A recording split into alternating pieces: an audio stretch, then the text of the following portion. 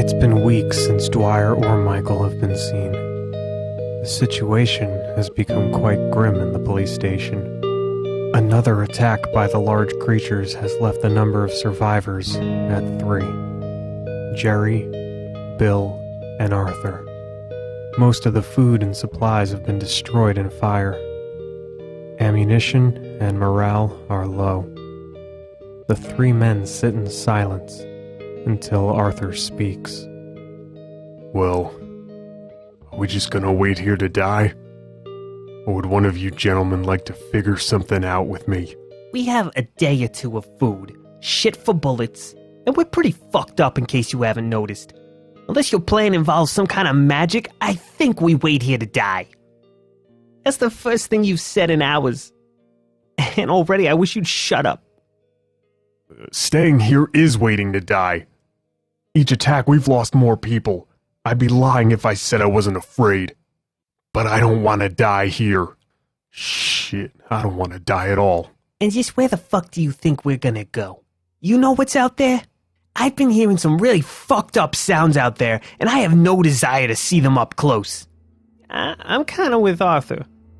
I don't want to die here because I was too chicken shit to try. We'd do better with all 3 of us. You know, you could really lend us a hand? Fuck you, funny guy. Jerry looks angrily at the stump where his hand was. I wouldn't mind paying Bill back for what he took from me. Jerry uses his rifle as a crutch to stand. Alright, smartass. What's your plan? I don't exactly have a destination in mind, but we find a grocery store, we find food, maybe some bottled water, some medicine, help ourselves a little bit, and then maybe we can get an idea of somewhere else to go, but there's nothing here to stay for. Maybe we even find some other survivors that could help. We know we need more numbers. Yeah, finding alive people would be cool. Let's hope we don't find any other, living things out there. If we do, try not to cry like a bitch when you die. You'll just attract more of them. The group gathers supplies into backpacks and take up arms.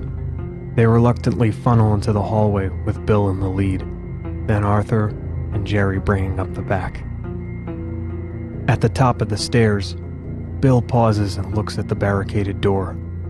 Wooden boards and tabletops are nailed in place to secure the only entrance or exit. He hesitates with the hammer in his hand before pulling out the first nail.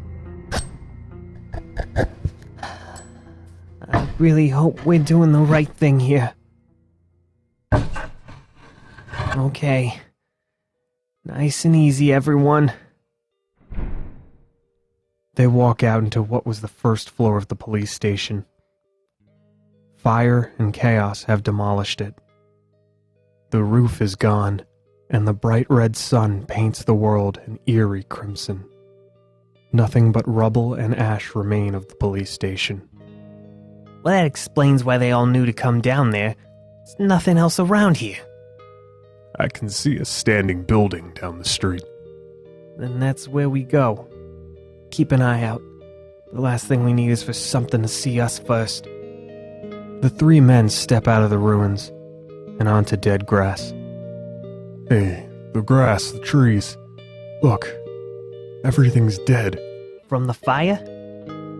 It doesn't look burnt. Just like it hasn't rained. Maybe the sun is killing it? Hey, could we maybe keep the plant talk down, guys? The 3 walk steady and quietly. Onward into the unknown. A new world, savage and alien, and unforgiving for all who dare to travel.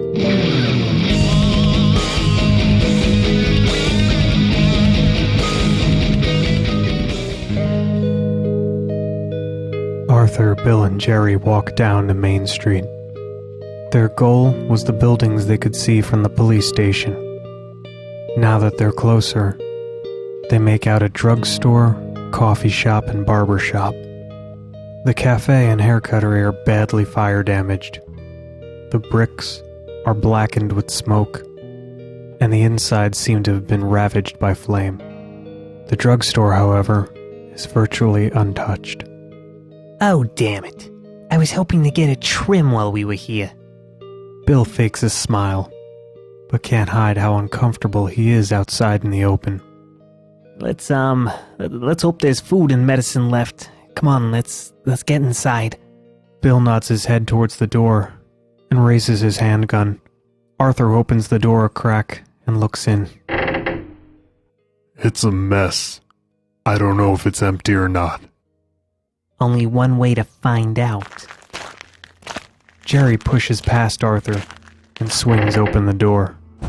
Bill and Arthur follow. Arthur gently closes the door behind them and turns to look at the mess inside. The drugstore looks like a bomb went off. Shelves knocked over, items strewn about the floor. There's a light fixture hanging down from the ceiling, and bloodstains on various surfaces. The stench of death is high in the air. Hello? Look, we're peaceful. We just looking for some food and, medicine. Peaceful? You fucking E.T.? Look, we're just as fucked as you, probably. And we need some supplies, and then we'll go. No need for anything crazy here. Arthur is looking behind the counter. Hey guys. I think it's safe. I don't think anyone here's gonna be putting up a fight. He waves Bill and Jerry over. The three of them look at the skinned human corpse. From belly to cranium, the flesh has been torn off. The arms have been severed and are nowhere in sight. Oh, Jesus Christ. No warning, Arthur? Just, hey guys, I think it's safe, come look at this. Jerry reaches up on the shelf above the counter and pulls down a carton of cigarettes. Really? That's what you go for? That's your first supply you grab? Well, I don't see booze or hookers, so yeah. I had a quadruple bypass surgery a few years ago. The doctor told me if I didn't quit, that they were gonna kill me. See what that quack knew. Bill reaches out and takes the cigarette from Jerry. You know, for once, you make a lot of sense. Alright, let's get whatever we can. Anything useful. Look for medicine. Look for something non-perishable that we can carry with us. We'll stay the night. Then tomorrow morning, we'll try and figure out somewhere else to go. By my watch, it's 7 p.m. Should be getting dark soon. I'll see about barricading the front door. You two see if there's another entrance we need to worry about. Bill and Jerry go to the back of the store and find the back entrance already locked and chained. Okay, so that's good. It's already done for us. Jerry cocks his shotgun with his forearm, in the absence of a hand. You don't suppose he locked up after getting skinned alive, do you? Jerry head motions to a staircase leading up to the roof. You don't think it might have left through the front door, do you? I mean, it was unlocked when we came in. Wishful thinking. Go get Arthur. We have to make sure that we're alone.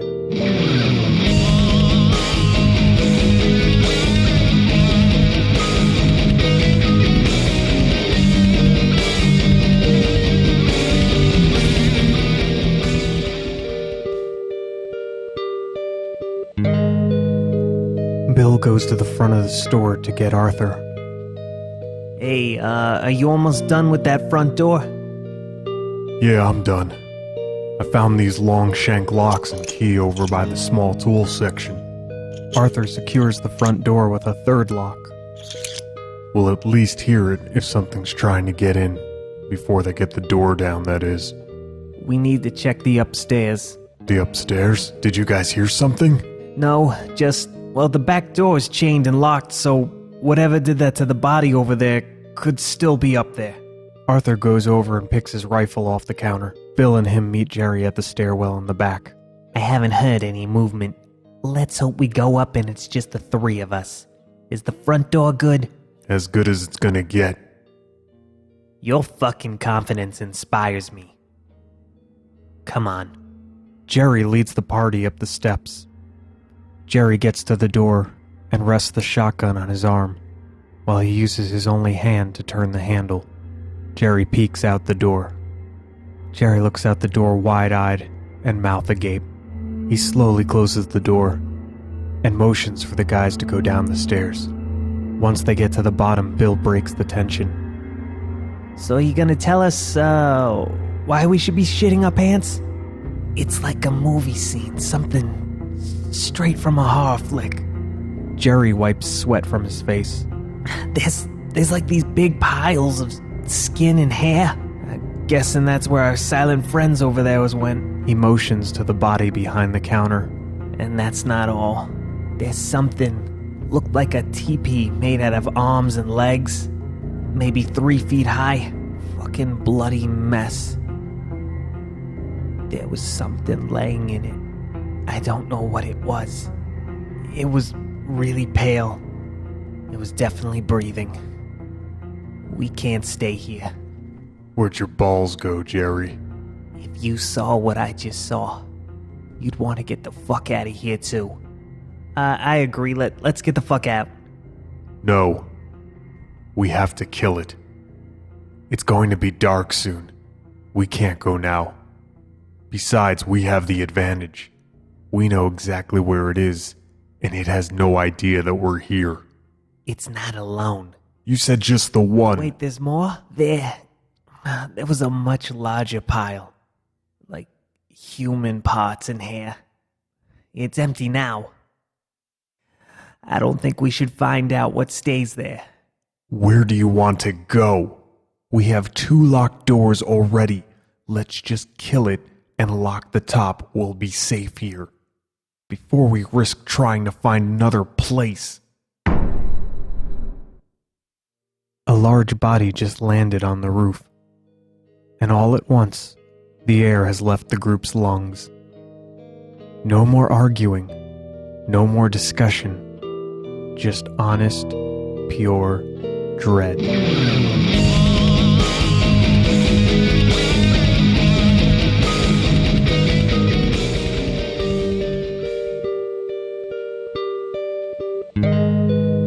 The room is silent. Jerry, Bill, and Arthur stare at each other with mouths wide open. No one moves. No one blinks. No one breathes. Jerry holds his hand up and places an open, shaky palm out to the group. All eyes on the ceiling. Maybe we should... Jerry thrusts his open palm in Bill's direction to emphasize the need for silence. Jerry's mind is racing. Sweat pools over his eyebrows and top lip. Jerry is the only one to have seen what happened on the rooftop, and it's shaken him to his core. The creature claws at the door, and it squeaks open. It's coming in. All 3 realize at that moment Jerry neglected to lock the roof access in his hasty retreat. The 2 downstairs exits are locked up tight. They've just become the main course on an all-you-can-eat buffet. You dumb bastard! Bill takes cover behind shelving. Jerry ducks behind the counter and Arthur scrambles to the front door with the keys, trying to open the locks. The creature descends the stairs swiftly. Now in full view of the group, they can make out its grotesque form. Milky white skin and an emaciated feminine figure. The breasts barely hang to the ribcage. Long, stark white hair and lanky, thin appendages dragging behind appear to be wings. She stands awkwardly at the bottom of the stairs, off balance for a moment, and then dashes at Arthur. Jerry unloads a round into the side of the creature. She stumbles, and Bill fires multiple times into her torso and face. She falls to the floor, and with one last flap of her wings, lets out a dying breath as she lashes across Bill's face and slices it in 3 parts, exposing the skull underneath. Bill falls limp to the floor. Are you sure she's dead? Jesus, Jerry, you trying to give me a heart attack? You want to do that movie bullshit and put your ear next to it and see if it's breathing? You're welcome. Fucking shit. Bill. His head split like a watermelon. He must have died instantly. This wouldn't have happened if we didn't... Stay focused. We need to clear the roof now, then lock that door. Come on, Jerry. Arthur leads to the stairs, and Jerry follows. Arthur opens the door at the top and points his rifle at the structure ahead. It's a mass of human arms and legs fashioned into a teepee. Inside, a small, pale creature glares back at them.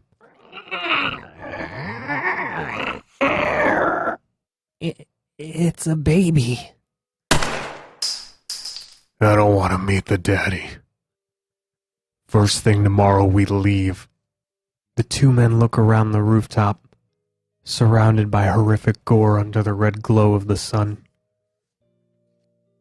Something's not right. If that isn't the understatement of the century. Jerry, my watch says 9.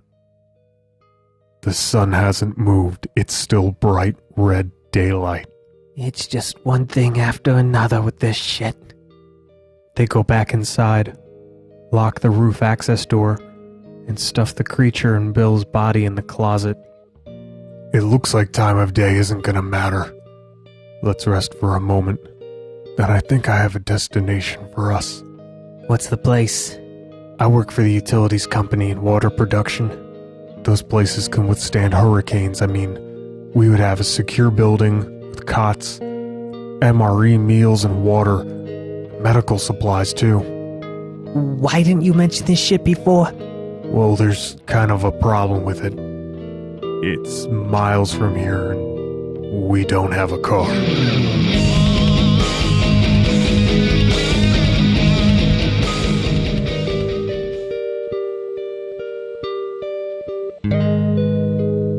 Exactly how far are we talking? Past the high school, by the gas station, there's a turnoff.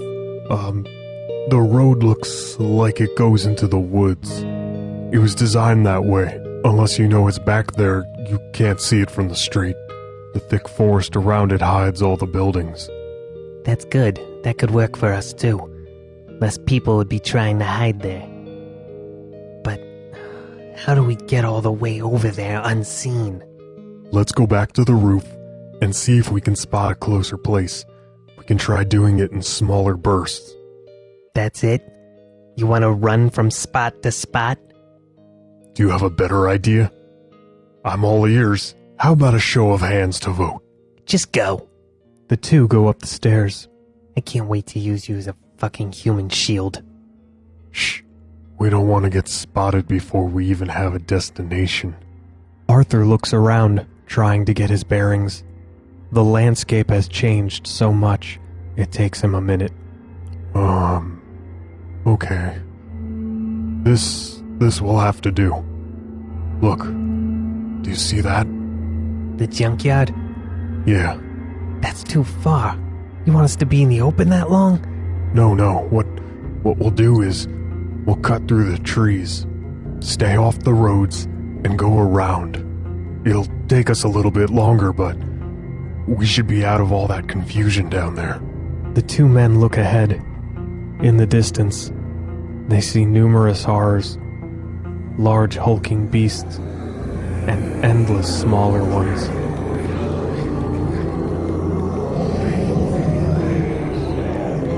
There's no way. No, it's doable. It's our best shot. I mean, there's no way we survive this. As a species, just look at them. Down the stairs, Jerry and Arthur load up their backpacks. Arthur unlocks the front door as Jerry glances back at Bill's lifeless corpse. You didn't deserve this. None of us do. Come on, while it's quiet around here. Alright, if we get separated, just keep to the plan. The junkyard. Arthur quietly opens the door, and they step out into the crimson wasteland. Turning to the woods, they enter the dead forest, browning grass and shrubs all around. The trees, once full canopies, now just jagged branches and twigs stretching towards the sky. No birds or squirrels, not even the faintest sign of an insect. Dead silence, only broken by the footsteps of the two travelers.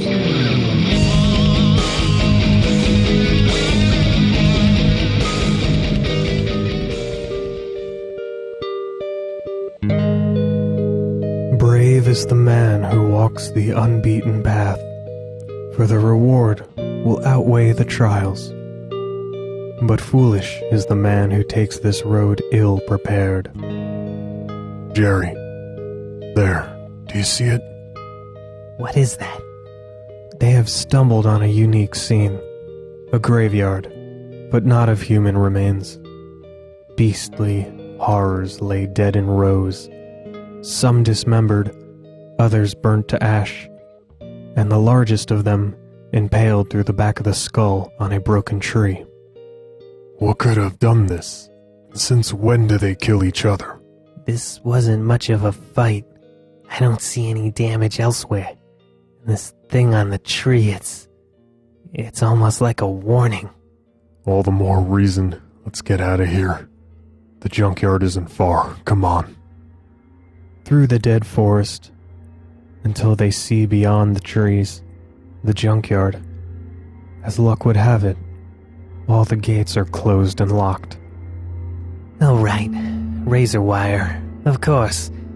If we go at the corner, it'll be more manageable. And we can use our backpacks and put over the wire. Or I can just cut the locks with this lock cutter I brought from the store.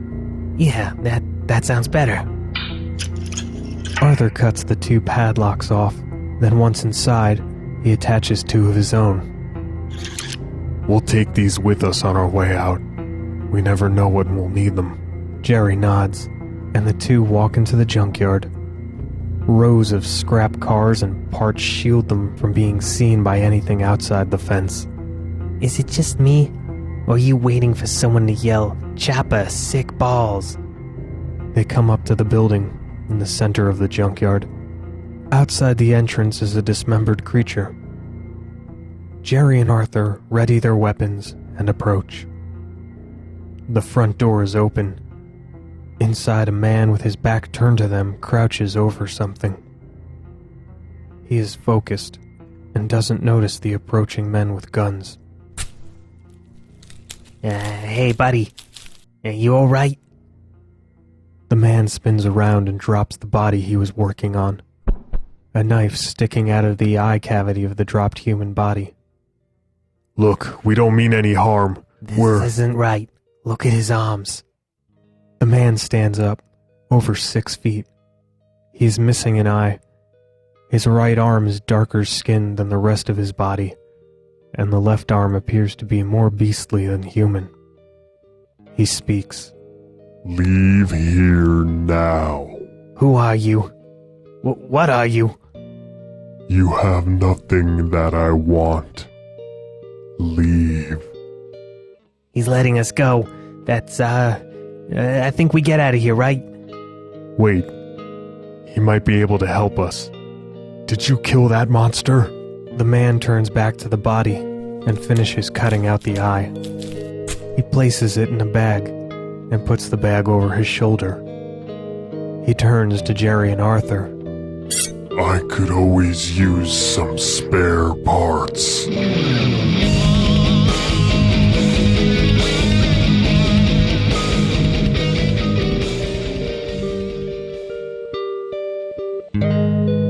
And on the 6th day, God made all creeping creatures of the land and man. But oh, what devils there were to come. The Frankensteinian man walks slowly at Jerry and Arthur. As he leaves the doorway and into the red sun, his full grotesque image is revealed. A body stitched together like a child's doll. His arms more monster than man.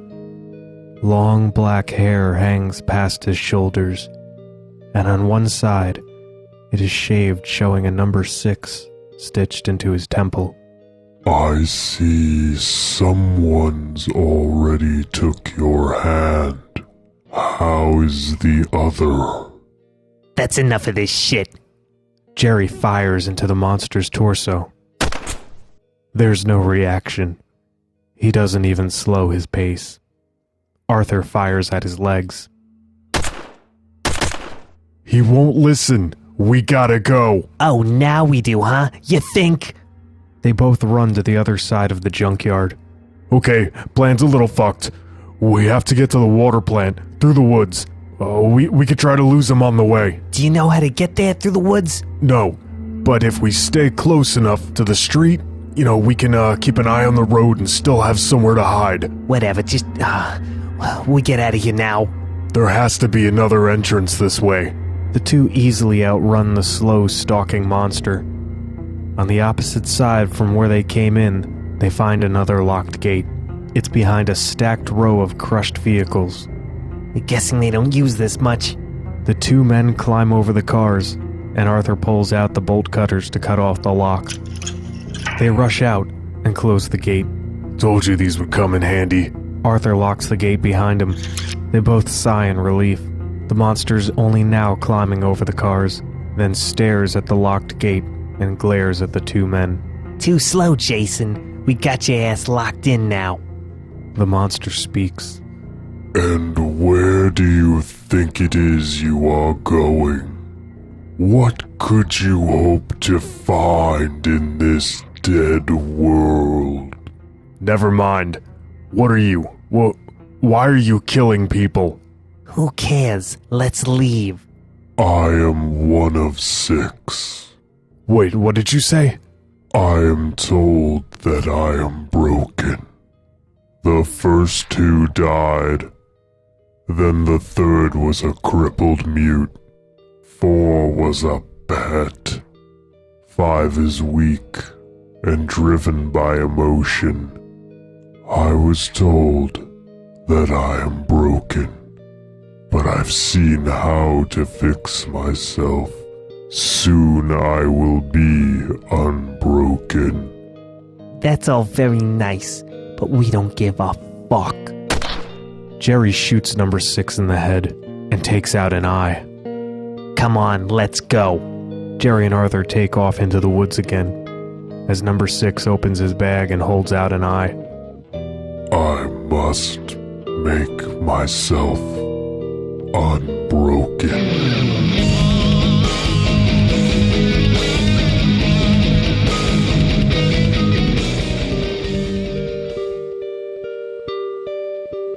Jerry and Arthur move back into the woods. They stay close to the main roads and get to a higher vantage point on the hill. The landscape is becoming more rocky and dangerous as they go up towards the mountain. Just over this ridge, we should be able to see the water plant. The two men get to the top and creep over to the edge. It's a clear view in all directions. The landscape is filtered through the ominous red sun. The streets are littered with the dead, abandoned cars and creatures milling about. Arthur points to a large dome building in the distance. There. That's the GST. That's the what? The ground storage tanks. It's where we keep the water. Oh, yeah. Well, at least there's a lot to drink, huh? We have bottles of water there too. The stuff in the GST would have gone bad by now. I don't believe anyone's showing up for their shifts during this. Hey, look back there. Jerry points slightly to the right behind them. Down the mountainside there's a camp. More like a homeless city.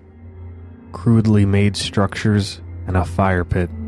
These things don't strike me as campfire making type. This has to be humans. Yeah, that's what I'm thinking. We should see if there's anyone home. That's not what I'm thinking. Haven't you had enough of introducing yourself to psychos? I say we get moving before they notice us. Yeah. No, you're probably right. Okay. Looking at the bridge over there, we won't be able to cross. It's covered in those big knuckle-dragging things. Boars. Excuse me? Tommy used to call them boars.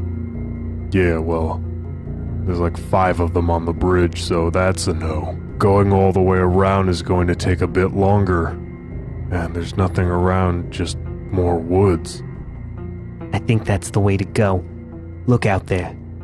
They're mostly on the main roads. I haven't seen anything move out here. Now let's go before we're seen. Arthur and Jerry start to walk deeper into the woods. Wait.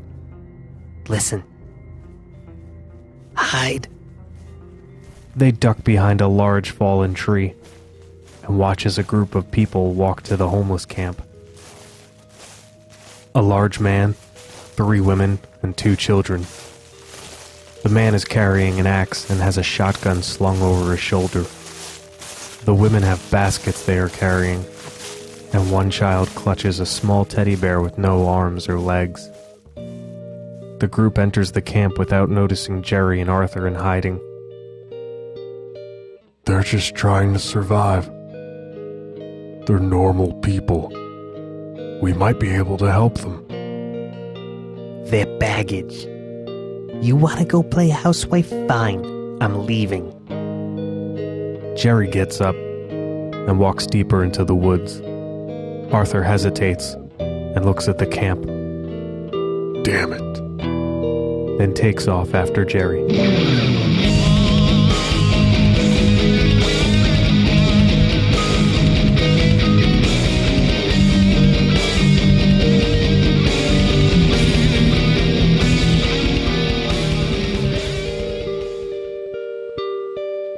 Into the woods, Jerry and Arthur travel.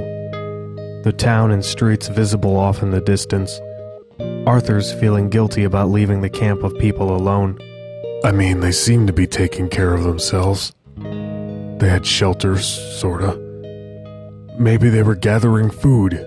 Yeah, I'm sure that's what they had in those baskets. But what's out here to eat? Arthur notices Jerry finish a water bottle and toss it on the ground.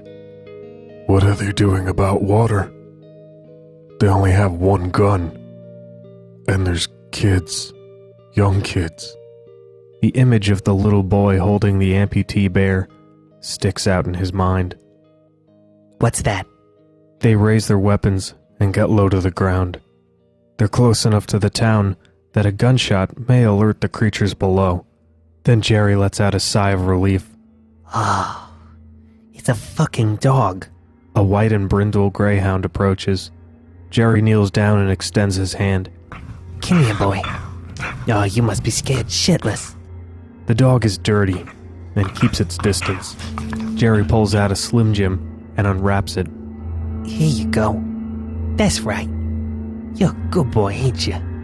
Just scared. I never would have pegged you for a dog guy. In fact, I didn't think you could care about anything other than yourself. He's probably scared out of his little mind. And fuck you. Let me see, what's this say? Jerry reads the tag on the dog's collar. Your name's Jayke. Was that Jack? Jake? The fuck spells it that way? That was a shotgun. The dog takes off. Look at him go. He's fast enough. He'll be okay. We should go too. That shot might have brought more things this way. I can't see the camp from here. Don't even say it. We ain't going back. It was only one shot. I didn't hear a second or screaming. Maybe they're okay? Don't know, don't care. Let's get going. I don't want to shit in the woods the rest of my life. You know you're a real asshole, Jerry. Yeah? But I'm alive. And I've got enough hands to give you the finger and say fuck off. You want to go play hero? Fine. I'm heading to the water plant with or without you. Jerry turns and marches away. Arthur follows behind him, still fighting to justify leaving the people in a world like this. They get to a thick collection of trees and growth. Arthur stops walking, and Jerry turns after a few paces to talk to him. What's wrong? Are you still thinking about them? Look, I don't like this either, but we can't be... No, listen. Do you hear them? And look. Arthur points ahead. In the distance, several hundred feet, stands a large oak tree, and it still has some leaves on it. It's not all dead here. That means if we keep going, maybe this thing didn't affect the whole world. Fuck the water plant. Let's get out of this town. Hell, the state. Arthur and Jerry change course and walk away from the town, towards the living tree and the sound of bugs. As they get closer, it's clearer that the leaves are in fact dying, but only slightly brown. Past the oak, more and more trees show signs of dying leaves. They walk until they find their first green-leafed bush. That's the best thing I've ever fucking seen. There's a small mountain down this way. We shouldn't be that far. Maybe a day at the most. How are your supplies? Jerry checks his backpack. See, I'm good for a few days. Yeah, I'm good. Same here. Okay, let's go. Just 1 second, hold on. I gotta take a shit first. Jerry walks off to the side, behind some bushes. Because every great story ends with, "Hold on, I've gotta take a shit first."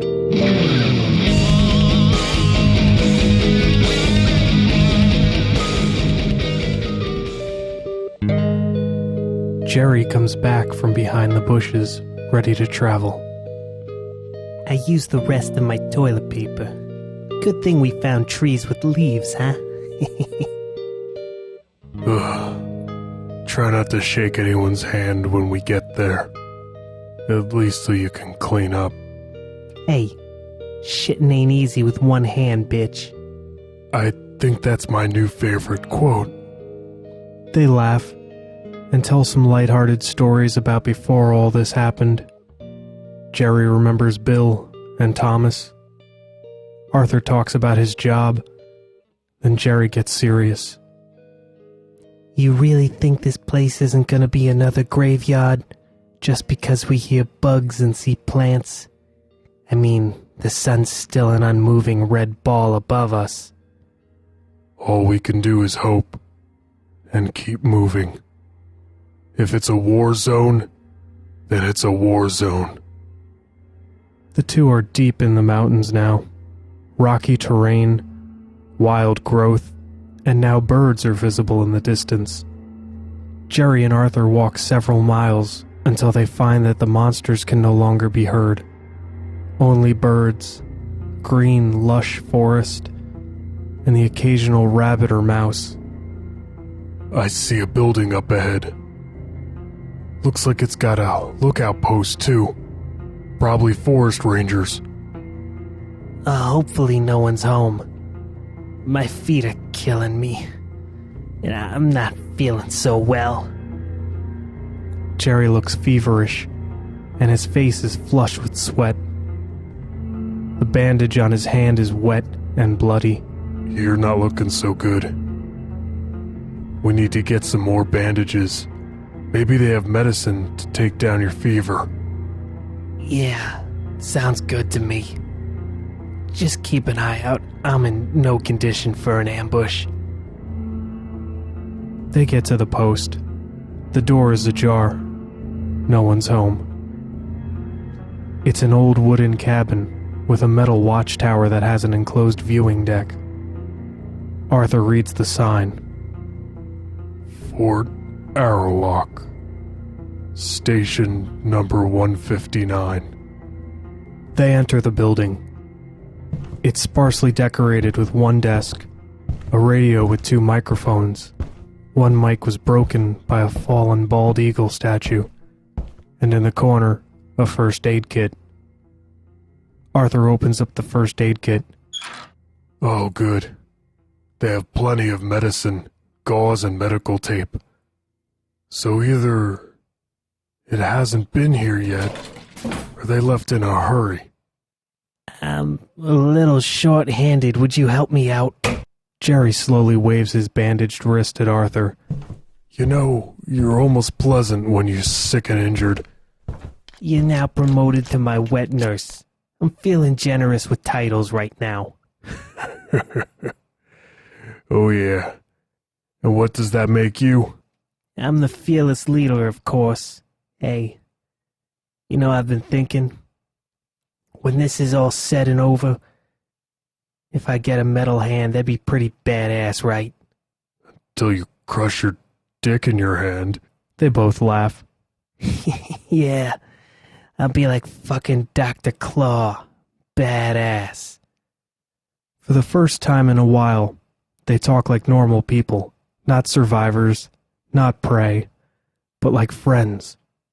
The hours pass as they pick at their rations and drink the water they have. It's been a while since we could sleep without a gun in our hand, or just talk like this. It's a nice change of pace, you know. All right, sweetheart, don't get all emotional on me now. You ready to go? Yeah. I was thinking, why don't you go up on the tower first and, try to look ahead and see where we go next? Why do I have to climb up there? You ever climb with one hand? Me either. But doing the math in my head tells me you're better equipped for this job. They go outside. Arthur leaves his pack and rifle with Jerry on the ground.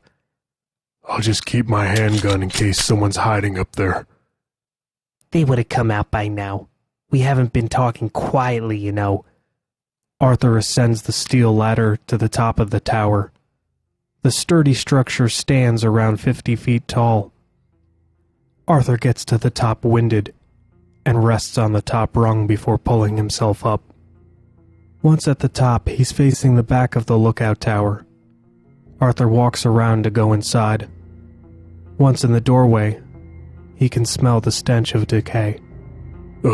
Someone's in here. A quick look around reveals a corpse under the table.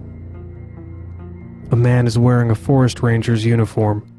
On one side of him there's a pistol and a note, and on the other side is his brains.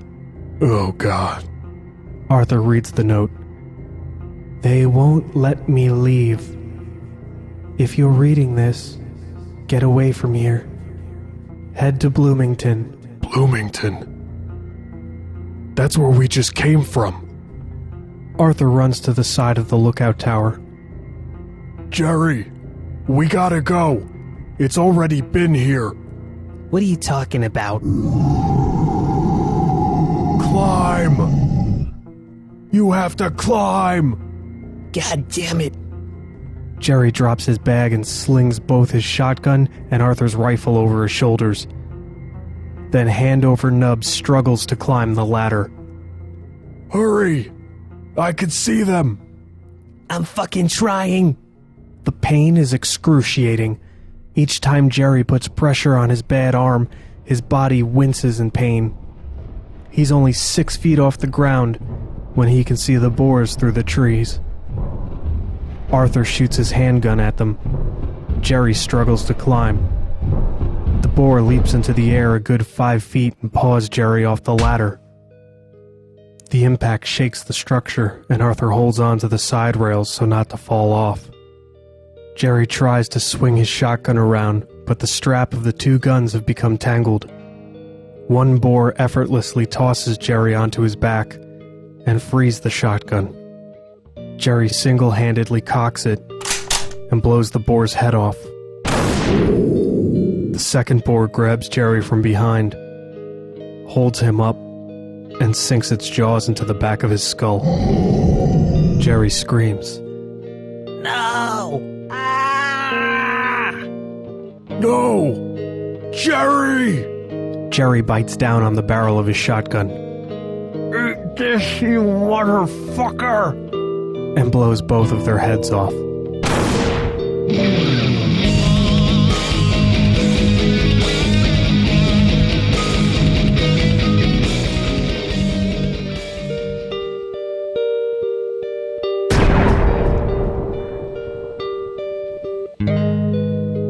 The sound of the shotgun echoes through the air. Time seems to stand still for Arthur, atop the watchtower, staring down at the two boars and Jerry laying motionless. Arthur is silent. He slumps down to his knees and closes his eyes tightly. He screams inside his head for fear of attracting more of them. What was that? A sound, a movement. Arthur notices the first boar to be shot is moving, more of a twitch. No, that wasn't what I heard. Arthur sees movement in the forest. Oh no. Fuck, not now. Something's coming. There's two of them. Arthur lays down so to be unseen. He crawls over to a break in the lower kick plate and peeks through the crack. It's an old man in dirty white clothing, almost like a doctor, and a much larger man. Not a man, but a monster, like from the junkyard. He's shirtless, exposing massive stitching and multiple layers of skin brought together in one body. None of the parts match. It seems to be made up more of creatures than human parts. They stop at Jerry and the two boars. The old man goes over and examines the bodies. Oh, goody, a twitcher. The fresher the body, the stronger the parts remain after transfer. And this one must be who I can thank for killing number 6. I don't know how you did it. That thing was a bullet sponge. But the human spirit perseveres, it would seem. Number 7, let's get the arms from that one, and take this one's eyes. I'd like to know how he melted number 6. Melted? We only locked it behind in the junkyard. Oh, 2 backpacks. Where is your friend? Arthur holds onto his gun and remains still and hidden. He can hear the old man poking around in the cabin and the creature removing parts below. Number 7, come here. I want to try those arms on you before they begin to rot. Yes, as you wish. Arthur peeks over and watches number 7 disappear into the cabin. I'm going to sneak down and make a run for it. Arthur is in survival mode. No plan, no destination, just anywhere but here. He looks down into the cabin window, looking for the best opportunity. Arthur watches as the old man stands on the table to be tall enough to cut the stitches off the arm on number 7. Then the old man moves and the monster lays its back across the table with its legs dangling off. Arthur can see the old man working to undo the stitching. Then the creature takes his left arm, reaches over, and pulls out his right arm from the socket. It comes off clean with a long bone sticking out, almost comical. No. It's now or never. Seeing the creature unarmed, so to speak, Arthur starts his descent. He quickly and stealthily moves down the rungs. A quick glance back through the window and Arthur sees the old man straining to remove the left arm. He puts his feet up on the table and squats down in an attempt to pull the arm out. Arthur quickens his pace and gets to the ground. He picks up his and Jerry's pack. There he is. Get him. The old man shouts from inside the cabin. Arthur lifts his rifle and takes aim at the doorway. The armless abomination tramples through the doorway and is met with a round to the chin. It knocks his jaw off and it hangs there by thin flaps of skin. Number 7 shakes his jaw off, then stomps ahead at Arthur. Arthur loads again and takes aim. This time he fires right through the neck. A dark black goo gushes out and down number 7's chest and legs. Arthur fires again, directly into the heart of 7, and it pauses, and then drops to its knees. Covered in a black viscous blood and out of momentum, number 7 falls over onto his side. Arthur cracks a smile, then reloads. The old man is watching with eyes wide. Please, let me explain. Make it quick and make it clear. I don't plan on giving you a lot of time.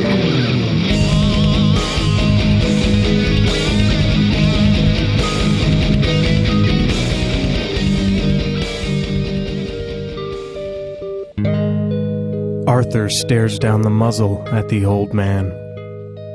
You must listen to me. We're all in grave danger. You have limited time. We all do. If you kill me, What do you mean? I know how to stop all of this. I don't believe you. I'm the only one alive who can help humanity get out of this darkness. Arthur grips the rifle hard. How? Well, my experiments are the only hope. That is, if you can bring yourself to stop destroying them. You mean those monsters that attacked us? Number 6 was flawed. Actually, 7 is the first to listen fully to my command. If I didn't see you as a threat, we would have never tried to kill you to begin with. So this is somehow my fault? In a way, yes. But number 6 was a much bigger threat. I'm grateful you ended that.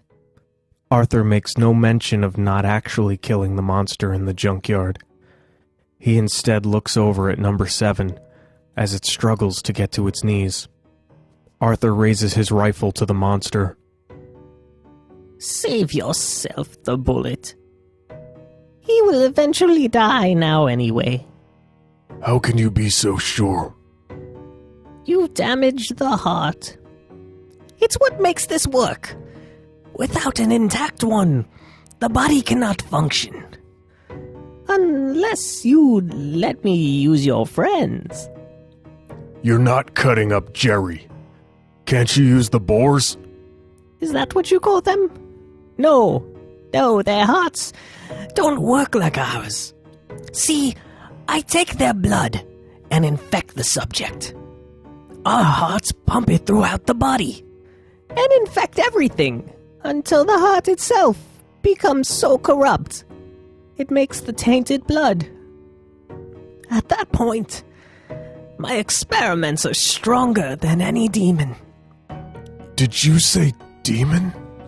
Well, what did you think they were? You said they can make their own blood, so why wouldn't the boar or the demon's heart work? Doesn't it pump blood? No. At least I don't think. These aren't true demons. Even the lesser ones don't work that way. Their hearts are more like a sponge. It seems to soak up blood passing by. And the demons use that for energy, I suppose, I think. Even if I tried to use the heart from that boar, as you've put it, the shape's all wrong. It's too stringy. And what did you mean when you said these aren't true demons? These are made to serve a master. All demons have servants. But they lack the cunning, the logic. It's all gone. We're just left with rage and brutality. Very dumb. How do we stop them? You said you knew. I need to build more experiments. I've been calling them by number. I assume that'll get harder as I make more. That's it? Just an army versus an army? Well, when you put it like that, it does sound silly. But they become stronger than any of the demon servants. How do you know all of this? The old man pauses. It was a demon that showed me how to make them. And just how are you so buddy-buddy with them? Arthur again picks up the rifle muzzle, feet from the old man's face. I was a doctor. I was fascinated with curing the ultimate disease, death. I spent years of my life trying to reanimate the dead. I lost friends, family members, my credibility. All respect from any members of my field, but I never wavered. I knew it would all be worth it, for the greater good. Now, my methods weren't always what you would call moral or justifiable to society. I lost my license, my staff, my ability to practice legally. But I continued, robbing graves for specimens, and at times helping the sick and homeless escape their unfortunate situations. You're a murderer. I'm a visionary. There's a lot one must learn to be okay with, if it means the greater good will be worth it. I started to look beyond science and medicine, into the darkness, the occult. I've contacted the other side. I've seen things the living aren't meant to see. Is that when you spoke with demons? Yes. Just as my activities made me a pariah to humanity, it got the attention of the Dark Ones. They contacted me.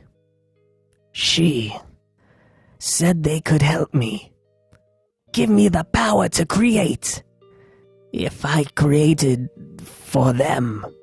So you agreed and then betrayed them? It would seem people aren't the only ones who misjudge my motives. I want to help save people, yes. I never intended to use any of this knowledge against the world. But Rangda was not easily fooled. Soon after my first experiment died, she found another way to build an army. Who is Rangda? A powerful demon witch. Her followers, the witches under her, learn from my experiments. And made these creatures we see now. That's out of my control. Her army will be endless. Unless I can stop her. That is, if you don't shoot me in the face.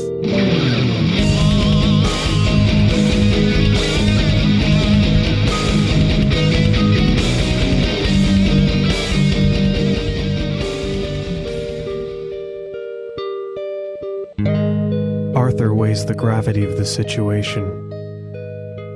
Can I really trust his story? Am I gonna let him cut into Jerry and remove his heart? How do I know he won't kill me as soon as he gets the chance? What if he turns me into one of those things? Do I look like an idiot to you? The old man's sad expression turns to a more sinister scowl, and he begins to hiss. You think you can survive, Rangda, on your own? Foolish mortal. We are connected. Even now, my Dark Master is on her way to tear you apart, just like we did the old man. Arthur presses the gun against the old man's temple and fires. A thick black blood shoots out and steam burns his hand. Arthur watches as the skin falls off the bones and liquefies at an alarming rate of decay. Was that one of the witches? Oh, fuck. He said it knows I'm here. Arthur picks up the backpacks and starts running. He races through the woods. Arthur's skin and clothing is pulled at by branches and bushes like tiny hands. As he runs deeper into the forest, he notices the trees are losing pigment in their leaves. And then the leaves begin to fall. It's like autumn in fast forward. She's here. Arthur spots a rock cluster with a large oak in front of it. The tree has a hollow in the center of it. Blocked by the rocks, Arthur squeezes himself into the crevice and ducks down.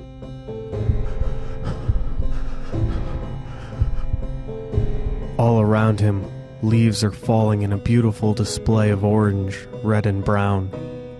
They cover the forest floor, then quickly shrivel and decay. The witch is near. Arthur feels a presence. An immense feeling of dread washes over him. I know you're here. The voice is not coming from the forest, but rather inside Arthur's head.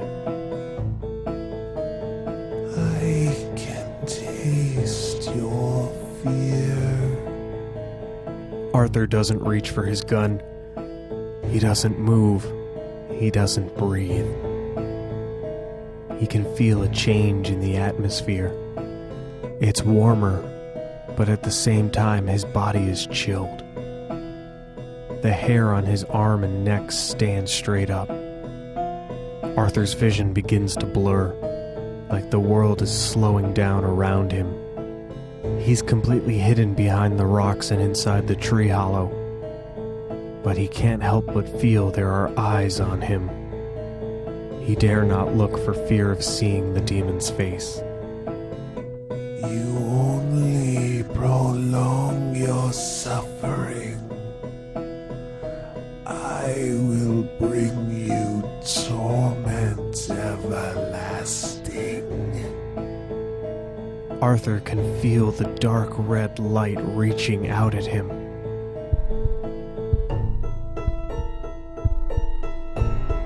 At last he cracks his eyelids open. There is nothing and no one touching him. Arthur looks at the sun, at the red ball of fury in the sky. It's darkening, and the crimson-red glow becomes a deeper brown. Arthur can feel another presence. It's different from the first one. It's so hateful.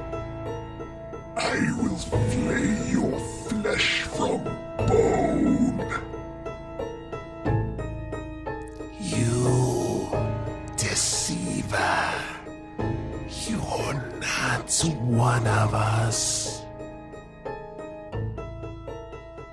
I am one of nothing.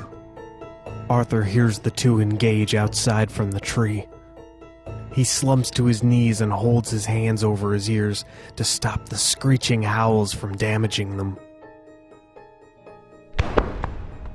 Something slams the tree. Arthur needs to get out before the battle destroys his hiding spot. This is it. I have to move now while they're busy. Arthur jumps from the tree's hollow and springs out. One of the straps on a backpack breaks and he's forced to leave it. As it falls behind him, Arthur turns his head quickly to see if they've noticed, and that's when he stops. He is in awe of the horrors in front of him. A smoky image of a slender creature standing about 9 feet tall. She is both there and not at the same time. It's like watching ink blots shoot through the sky. Arthur's focus and horror is redirected to the creature she battles against now. An amalgamation of gore and the grotesque. That once went by a different name. Thomas Dwyer.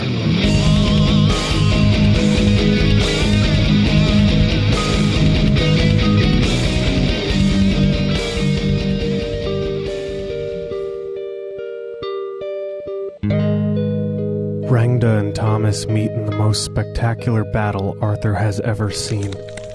Smoky black appendages tear at hunks of flesh as Thomas sheds and regrows limbs effortlessly. With one motion, Rangda removes Thomas's left arm, but with his right, he scoops it up and devours it almost instantaneously.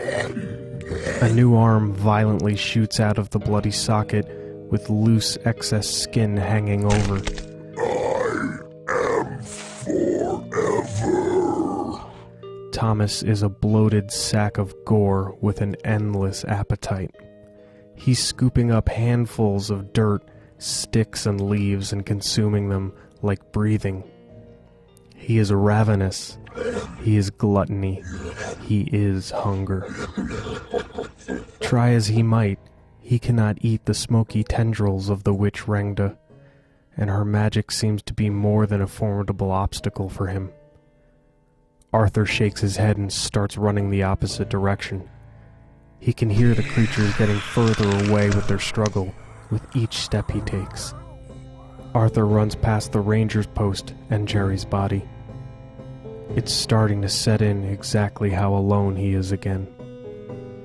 He thinks to himself, the water plant. It's where I need to get to. It's the only familiar thing in this new horrible world.